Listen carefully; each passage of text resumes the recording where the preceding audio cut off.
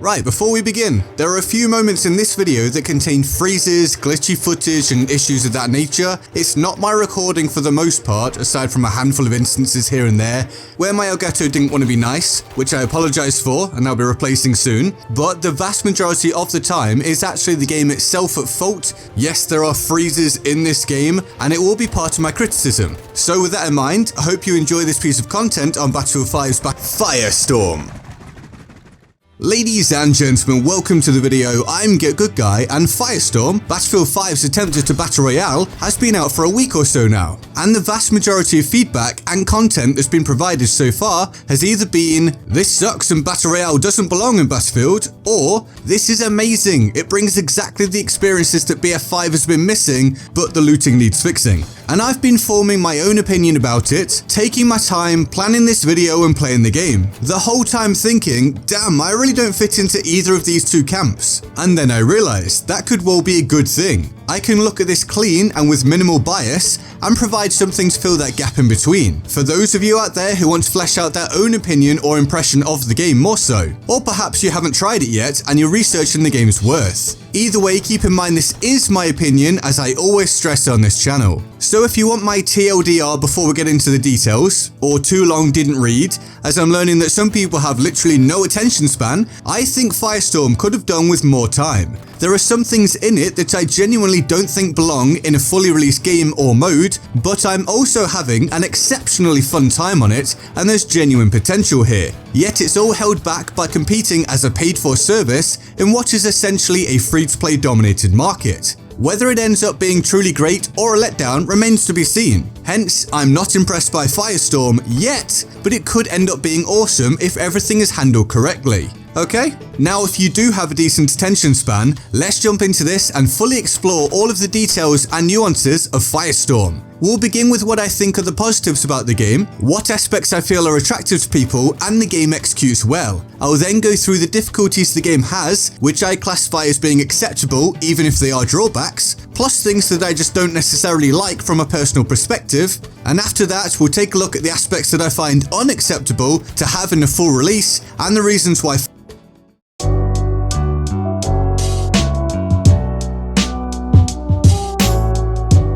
So I want to open this section by stating that from a perspective of just playing the game, no external factors considered, I think the majority of Firestorm is fantastic. I truly do. I wasn't keen to begin with, but the more I played and got used to it, the more fun I've had, until I'm now playing it almost every day and currently have little inclination to even touch the standard multiplayer. So well done to Criterion Games, who were behind developing Firestorm as it was handed off to them by DICE. You've done a fine job on this, and one of the key reasons why is that it still feels like I'm playing Battlefield 5 on the whole, and in a good way, but with a fresh feel and some improvements. Now I generally like BF5, despite how some people choose to portray me as being overly negative about it. That's entirely false. BF5 is the game that I enjoy most of the time, and so Firestorm feeling similar to it is a positive for me. But that means if you don't like Battlefield 5, then Firestorm will already have a black mark by its name for you. And that's okay, I get that, and how you feel is what matters when you're deciding if you want to play a game. But for those that like BF5, this is a great aspect to keep in mind. It's familiar, but also new.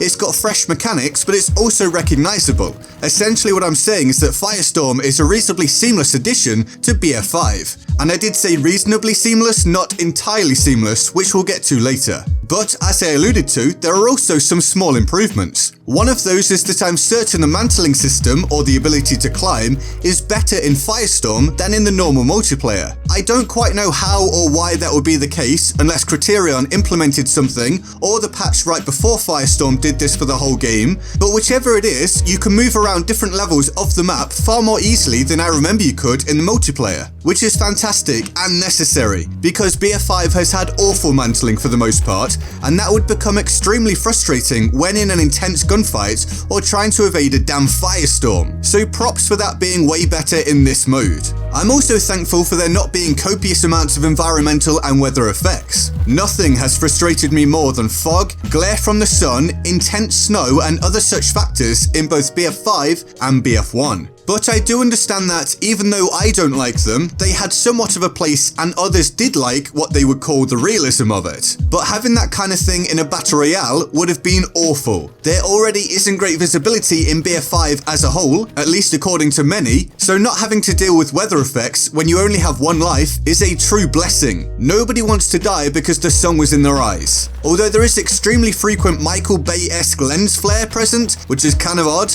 you'll probably notice it here and there in the footage today now I've mentioned it. But moving on, an extremely important positive factor of Firestorm is the only in Battlefield moments. That's a term that gets thrown around a lot in the Battlefield community. It essentially means those events that you just don't get in other games. Things that are only possible due to the many different outcomes available in a title such as this. It's hard to really convey to someone who isn't a Battlefield player, but there are just these wow moments possible in Battlefield, or at least there should be. But many have felt that Battlefield 5 doesn't really supply them to the same degree as previous entries in the series. It's a little more stilted and standardized, and yet Firestorm brings back those moments. True only in Battlefield moments. You saw how I opened this video with my taking down of a helicopter with a Panzerfaust. That was the first time I'd ever tried to take one down, and when it hit, it felt so damn good. The endorphins rushed and I was part of one of those only in Battlefield moments. Firestorm finally making them possible is an undeniable asset, but the moments don't have to be that extreme. There are lesser and in some circumstances more structured moments that place Firestorm as being its own thing. A genuinely unique battle royale when compared with the others on the market, whether it be calling in a vehicle drop which then falls through a building that an enemy is hiding in, or the specifically placed objectives on the map which you can contest for and capture in order to get more and often superior loot. Criterion has implemented specifically Battlefield aspects such as vehicle and objective prevalence into a battle royale in a fashion that I'm yet to witness in any of the titles. You can add to that the vehicle bonkers, which you have to take a risk on opening due to a blaring siren whenever you do so. If you get it open, there's the chance to be rewarded with whatever awaits inside, whether it is the vehicle that's in there or potentially chests with loot in them. But of course, if someone hears you opening the bunker, they can come along and try and take you out.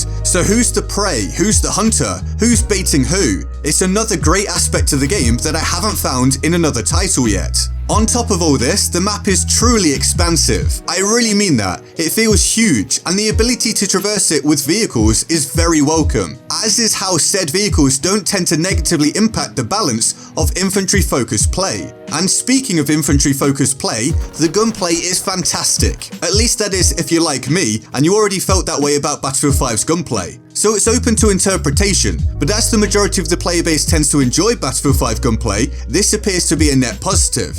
On top of this is that teamwork is absolutely rewarded. Yes, this is somewhat standard and expected in a squad-based battle royale, but it just works in Firestorm. Effective callouts, positioning and all that good stuff really does impact your chances of victory in a huge manner. But you can of course play the solo mode if you wish, which I didn't really expect to work well, but I'm happy to report that I now feel it does. So that's another feather in Criterion and Firestorm's collective cap. Now of course we can't go through the positives without mentioning the Firestorm itself. I do have some reservations about it, which I'll come to later, but in terms of being imposing and affecting a reaction from both the player and the map they're on, this is the best version of a closing safe zone that I've seen in a battle royale to date. It looks like fire, it affects your vision significantly when you're in it, and it destroys vehicles and many structures that are engulfed by it. It's excellent work and a definite selling point for Firestorm. And now to round out this positive section, I've seen many describe this mode as a polished PUBG. I don't necessarily entirely subscribe to that,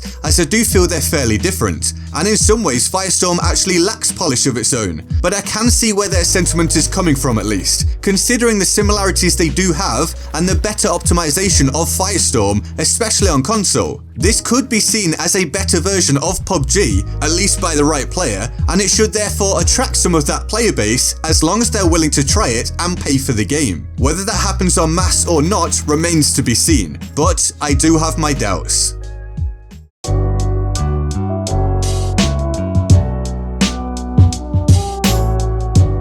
Every game has drawbacks, problems and faults that detract from the overall experience of playing the game, but not to the extent that they outweigh the positives. In this section I'll go through what I consider to be the acceptable problems in Firestorm. Besides, nothing in life is perfect, and Firestorm is absolutely no exception where that's concerned. Now, as this is honest coverage, it felt right to include the vast majority of the minor problems Firestorm has. But due to these being minor for this section, I'm going to just run through them very quickly. Then we'll get to the true aspects of my disappointment in depth afterwards in the next section. So there are rare moments of textures just not wanting to take part in the experience. You can see some evidence of this on screen now. A developer did reply to me on Twitter about it and asked me to let them know if it happened again, which it hasn't done. And he did say that it can happen, but it's very rare. I just thought it was funny in all honesty, and as long as it doesn't happen all the time, I guess it's not too bad, but a fix would be better. Now, moving on from that, the ping system in the game is just really basic.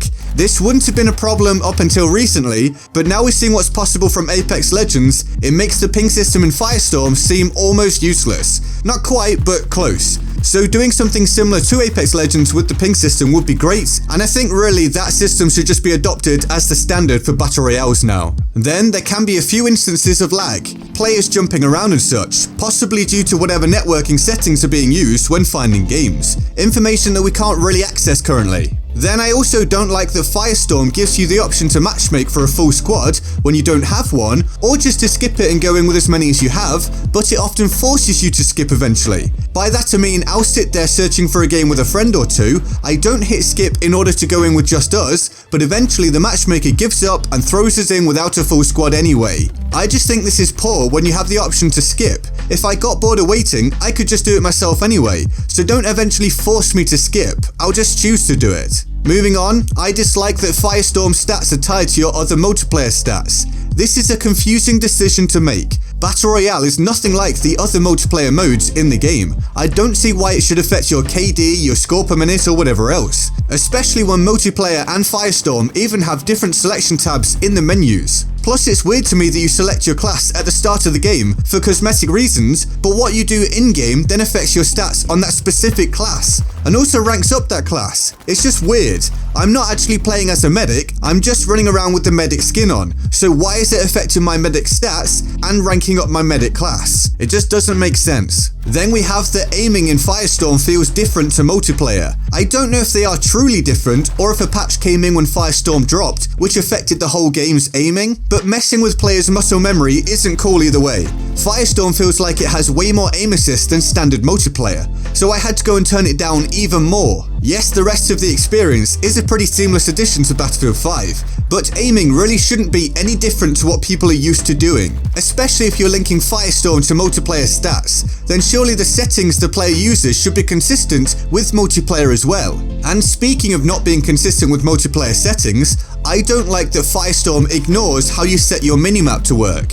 I have mine set to rotate with my character, rather than stay still, but in Firestorm it does remain still, making it difficult for me and not a consistent experience with the multiplayer. Decisions of that nature are strange in any game, and I don't really see the point in them, unless they just forgot to implement something during development. Then we have that there can at times be long periods where nothing really happens and you don't see anyone. This is just part of playing a battle royale, I know, but a 64 player limit on a map this big doesn't help, even if each round does start with the Firestorm already on the map to some extent. An increase to that 64 player limit would be welcome in my opinion, as long as they increase the amount of loot on the map to go along with it. That being said, if adding more players would affect server performance, then I'd prefer they leave it at 64 players. It's still a lot of fun in my opinion anyway. Up next, the third person death view needs to go. This is another really strange decision. You can't give your players an advantage by having dead teammates essentially watching over them like a guardian angel. A dead player can see other angles and has a wider peripheral vision, making it easy to call out players approaching their teammate who is still playing,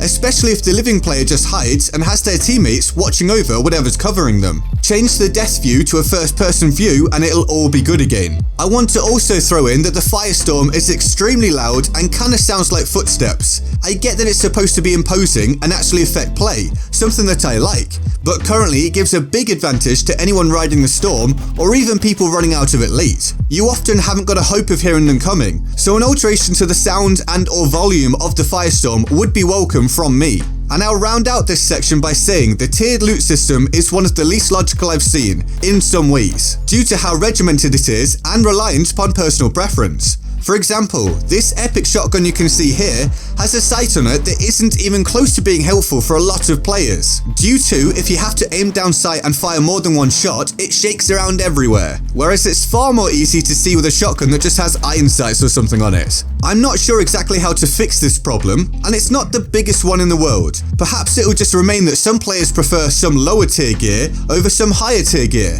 Perhaps that in itself is okay, but it just all seems a bit odd to me. Regardless, throw that in with everything I've just mentioned and there's quite a lot of small niggling issues, but they don't affect the game so much that I ignore the positives on show.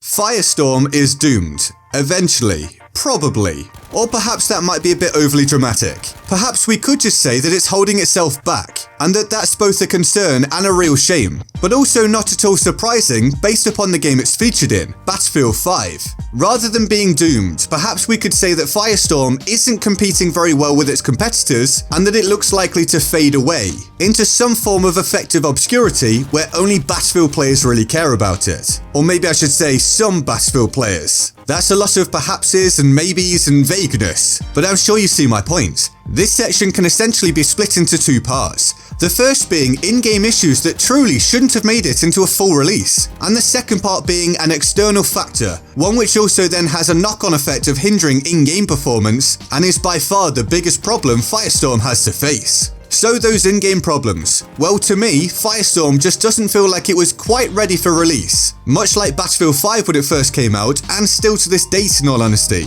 Firestorm just isn't polished enough, and this can leave it feeling somewhat clunky at times. It gives it the feel of being in early access. There's a lot of the minor stuff that I listed in the previous section, but there's also more. There's the jump indicator overlaying the map when you have it out. There's that you don't always drop consistently when jumping out of the plane, sometimes falling sideways or straight down, which can result in you landing late and having a big disadvantage. More importantly though are those freezes and glitches, of which by now I assume you've seen lots of in the footage. These often happen during or straight after gunfights, which is a near inexcusable problem in a shooting game, especially a battle royale, where dying means your game is effectively over. You just can't have second-long freezes happening in the full release. I can't state that enough. There's also the super obvious problem that I'm sure many of you have been waiting for. The elephant in the room. It's the looting system. It's dire. It's honestly so poor. Okay, so I just want to add here that while I was making this video, this tweet came out from Jacob Ajmal, who is a producer at DICE Stockholm, saying that improvements to looting are coming in the patch, which should be live at the time of you watching this video, or about to be live, depending when I put this out. So go and try it out. Let me know in the comments below how it is. Let them know at DICE how it is so they can really nail it. Alright, back to the video. The loot just piles up on itself and makes it effectively impossible to loot quickly and efficiently in a pressure situation. I know there are always excuses and mitigating factors, some of which have been given by the devs. But truthfully, I don't see how a looting system as bad as this makes its way into a full release. It's by far the worst I've seen in a BR, and I don't see why it was even attempted. Look at it this way, what's the method that the vast majority of Battle Royale games now rely upon? At least Battle Royale games of this nature. The answer is death boxes, because it's simple and it works. It avoids problems such as we see in Firestorm, and there's no real risk to employing this mechanic. The obvious outlier would be Fortnite, which has super bright, colourful and chunky loot, which also has kind of area of effect pickup properties and auto pickup for some items. All things that don't really fit in with the aesthetic and design of something like Firestorm. So I think my case is pretty clear. This is an awful design decision and not one you'd expect to see at this level. This problem is actively being worked on as we speak, and a solid improvement will really help to elevate Firestorm to a higher position. Then there's the downed player mechanic. It's broken. This is a battle royale where you sometimes can't tell if a player is alive or dead. Sometimes dead players lie there as if they're alive. Sometimes the dead players crawl. Sometimes live players who are downed look dead and can't be damaged until it corrects itself. All sorts of stuff. This is a really big deal in a BR game, and I'm sure you all understand why that is without me going into vast detail. Then we have another big in-game issue. The V1 rocket and the artillery flare have no place in a battle royale in my opinion. You may disagree and that's fine, and they do add extra drama to it, but I think they're awful inclusions that totally screw up the balance and overall design of a battle royale. There's no real counter to them other than running away, which obviously makes you leave your cover, so you can be damaged and you're now leaving cover, and all these things just stack up on each other to make it really overpowered. And the artillery specifically often only serves to cause downtime as everyone disperses, or you get a cheap and unsatisfying end to a gunfight. I'd much rather see them be removed or heavily tweaked, but I doubt that will be the case. And so now we come to the biggest problem Firestorm faces: the potential Doombringer, its Grim Reaper, the pay-to-play model and its marketing, or lack thereof. The two biggest Battle Royale games on the market are free-to-play. Firestorm isn't. Firestorm is part of a game that has been absolutely battered by the media and the public, which puts it behind Blackout in that regard, which is part of Call of Duty Black Ops 4, a game which, although not steeped in praise, not even close actually,